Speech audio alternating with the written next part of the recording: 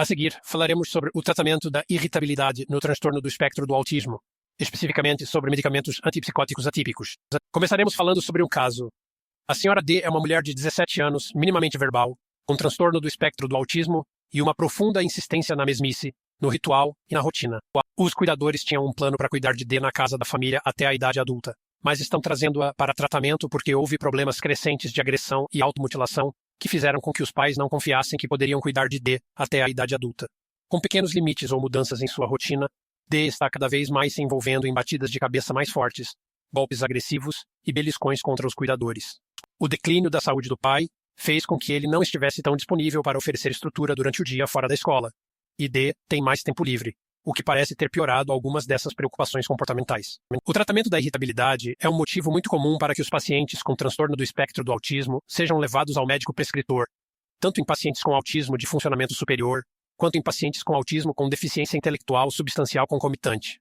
Podemos entender a irritabilidade construtiva como problemas de regulação emocional, tolerância à frustração, uma rápida progressão para comportamentos inseguros, como agressão, automutilação, arremesso de objetos, destruição de propriedade, fuga em resposta a demandas indesejadas, de modo que as famílias estão pisando em ovos. O primeiro estudo sobre o qual quero falar com vocês é o da risperidona para o tratamento da irritabilidade. Esse é um estudo realizado pelo grupo RUPP, um grupo de instituições acadêmicas que reuniu seus recursos para estudar o tratamento de intervenções baseadas em medicamentos para problemas comportamentais, nesse caso, pacientes com autismo. Trata-se de um estudo com 82 meninos e 19 meninas, com idade média de 8 anos. Os participantes precisavam apresentar irritabilidade significativa, medida com a subescala de irritabilidade do Aberrant Behavioral Checklist, quando entraram no estudo. Foi um estudo de 8 semanas. Os grupos paralelos foram duplos cegos e controlados por placebo. Os médicos puderam usar uma dosagem flexível na faixa de risperidona de 0,5 mg a 3,5 mg por dia. Uma resposta foi considerada como alguém que teve uma redução de 25% no subscore de irritabilidade do Aberrant Behavior Checklist.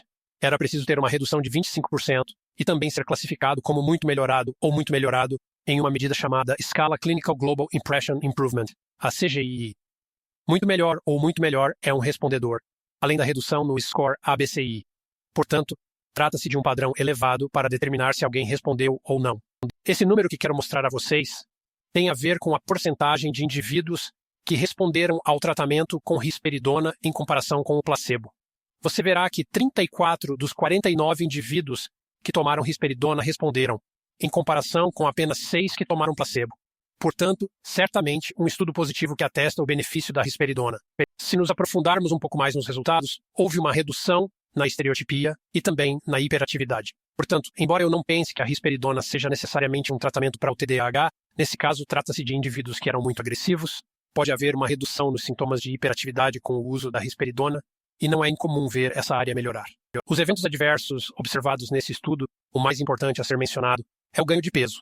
Um ganho de peso de 2,7 kg apenas nesse curto estudo de 8 semanas, em comparação com um ganho de peso de 0,8 kg na população placebo. Além do aumento do apetite, a fadiga, a sonolência, a tontura e a baba foram mais comuns no grupo da risperidona. Não houve diferenças nos sintomas extrapiramidais, como distonias focais, parkinsonismo ou acatisia, mas, novamente, este é apenas um estudo de 8 semanas. Um aspecto importante a ser discutido sobre o uso da risperidona é o risco potencial de hiperprolactinemia. O uso de antipsicóticos com afinidade D2 relativamente alta, como a risperidona ou o haloperidol, por exemplo, justifica o monitoramento dos sintomas de hiperprolactinemia.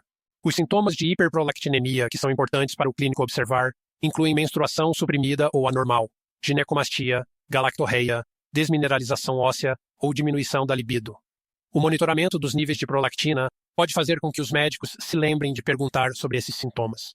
Quando os níveis elevados de prolactina são combinados com sintomas de hiperprolactinemia, os sintomas clínicos sobre os quais falei, os médicos devem considerar a possibilidade de diminuir a dosagem, trocar totalmente a risperidona de agente ou, em casos graves, adicionar um agonista de dopamina, como uma dosagem baixa de aripiprazol, que pode realmente diminuir os níveis de prolactina e reverter o efeito colateral preocupante. Outro efeito colateral importante a ser discutido com mais detalhes sobre a risperidona é a síndrome metabólica e o ganho de peso.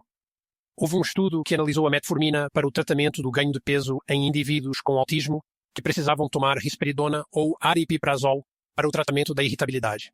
Trata-se de um estudo de 16 semanas, duplo cego, controlado por placebo, com 60 indivíduos com idades entre 6 e 17 anos.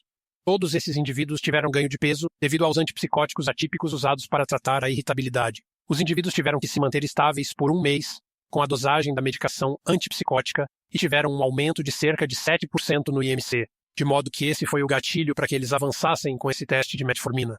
A dosagem foi de 500 mg 2 vezes ao dia, administrados com as refeições, para crianças de 6 e 9 anos de idade que participaram, e 850 mg 2 vezes ao dia para indivíduos de 10 a 17 anos de idade. Os resultados primários foram se a metformina era tolerável e segura e se houve ou não uma diminuição na taxa de aumento do IMC, conforme medido usando o score Z.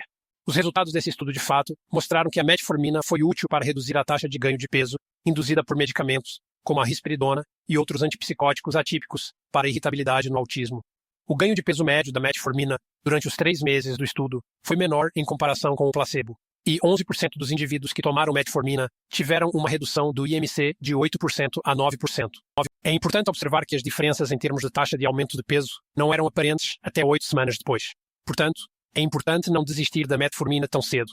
É necessário fazer um teste de 2 a 3 meses para determinar se há ou não um benefício real.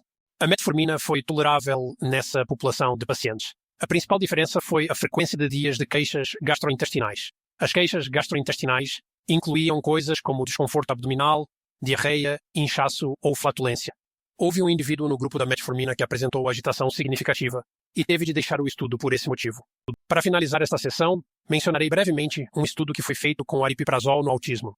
Esse é um estudo financiado por uma empresa farmacêutica com 98 indivíduos em crianças e adolescentes com autismo de 6 a 17 anos de idade com irritabilidade substancial.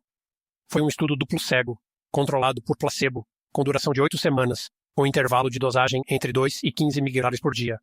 Os participantes acabaram recebendo uma dosagem média de aripiprazol de 8,5 mg por dia e tiveram reduções maiores na subescala de irritabilidade ABC em comparação com o placebo. Essa foi uma diferença significativa. Portanto, esse também foi um estudo positivo que atesta as melhorias na irritabilidade com o aripiprazol. Os eventos adversos mais comuns foram fadiga e sonolência.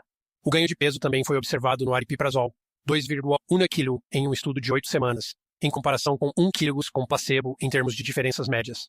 Portanto, na abordagem clínica para o tratamento da irritabilidade em pacientes com transtorno do espectro do autismo, os médicos devem saber que há melhores evidências para a risperidona e o aripiprazol, ambos com indicação do FDA para o tratamento da irritabilidade. Os principais pontos a serem extraídos dessa sessão incluem: a risperidona e o aripiprazol têm indicação do FDA para o tratamento da irritabilidade em crianças e adolescentes com autismo. Efeitos colaterais metabólicos, incluindo ganho de peso, são comuns quando se prescrevem antipsicóticos para irritabilidade no autismo. O ganho de peso com antipsicóticos em pacientes com autismo pode ser atenuado com a adição de metformina para pacientes que ganham muito peso nas primeiras semanas de tratamento.